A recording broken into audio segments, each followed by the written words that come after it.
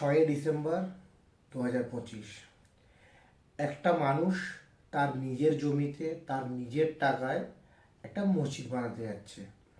সেটা নিয়ে রাজনেতা এবং নিউজ চ্যানেলের এত কেন মানে চুলকাচ্ছে আমি বুঝতে পারছি না। একটা মানুষ তার নিজের টাকায় নিজের জমিতে সে মসজিদ বানাক, মন্দির বানাক, গির্জা বানাক, পার্ক বানাক, রিসর্ট বানাক, তার ইচ্ছা, সে যা খুশি বানাতে পারে। এটা নিয়ে এত রাজনীতি কেন?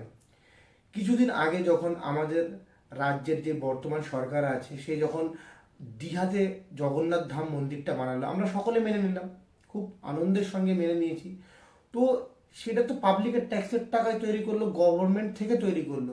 এখানে একটা মানুষ যখন নিজের টাকায় তৈরি করছে সেখানে এত আপত্তি কেন?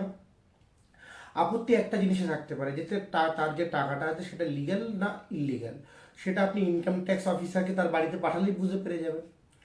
এছাড়া আর অন্য কোনো জিনিস তো হওয়ার কথা না।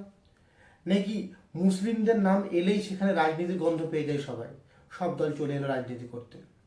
ওই জগন্নাথ দেবের মন্দির যখন তৈরি হলো তখন তো কোনো রাজনীতি হলো না। তাহলে এর থেকে কি এটাই বোঝা যাচ্ছে যে যখনই মুসলিমদের নাম আসবে তখন শুধু মানে মুসলিমদের রাজনীতিতেই ইউজ করা হবে? তাহলে নওশাদ সিদ্দিকী বলে যে পলিটিশিয়ানটা আছে উনি যেটা বলেছেন সেটাও তাহলে কি সত্যি? যে আমাদের বর্তমান সরকার যে এসআইআর এর বিরোধিতা করলো, তারপর সেই এসআইআর তো লাগু হয়ে গেল, সেই বিরোধিতাটা কি কাজে এলো কোনো জানা গেল না।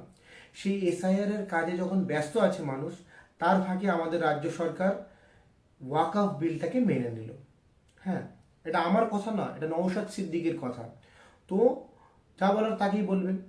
তো এবারে ওই মানুষ যখন এসআইআর এর কাজে ব্যস্ত, তখন টুক করে মানে ওয়াকফ বিলটাকে মেনে নিল।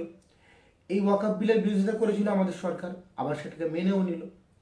তো এইভাবে যদি একদিকে বিরোধিতা করে আরেকদিকে যদি মেনে নেওয়া যায়, তাহলে জিনিসটা কি দাঁড়াচ্ছে, সমীকরণটা কোথায় গিয়ে দাঁড়াচ্ছে? যে মুসলিমদের নিয়ে রাজনীতিটা হচ্ছে, একটা প্রাইভেট প্রপার্টিতে প্রাইভেট জিনিস হচ্ছে, তাতে কেন এত রাজনীতি আসবে?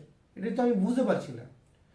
সরকার ট্যাক্সের টাকায় করলে ঠিক আছে, একটা মানুষ যখন করছে করুক না ভাই, সে তো কোনো সরকারি অনুদান চায়নি। যদি চাইতো তাহলে একটা সমস্যা ছিল। এই আমাদের এখানে সব জায়গায় এখন হচ্ছে কি সেবাশ্রয় 2, ভালো কথা, গরিব মানুষদের জন্য এই সমস্ত জিনিস হওয়া উচিত। কিন্তু এই সেবাশ্রয়ের সঙ্গে সঙ্গে কি আমাদের এখানকার যে সমস্ত লোকাল হাসপাতালগুলো আছে, সরকারি হাসপাতাল, এই